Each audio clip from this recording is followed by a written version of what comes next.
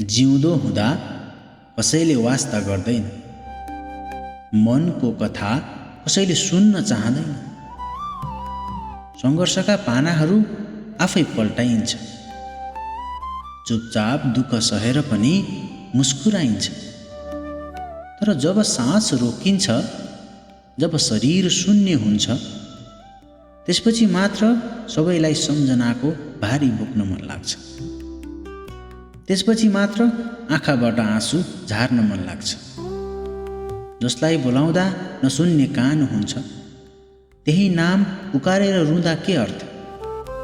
जसलाई साथ दिन कहिले समय थिएन, त्यसैको तस्बिरमा फुल चढाउनुको के अर्थ?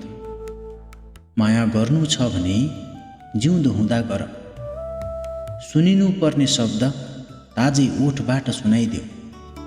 पछि फर्केर पछुताउनु नपरोस्। बिन्ती छ जिउँदै दिलको तिर्खा मेटाइदेऊ।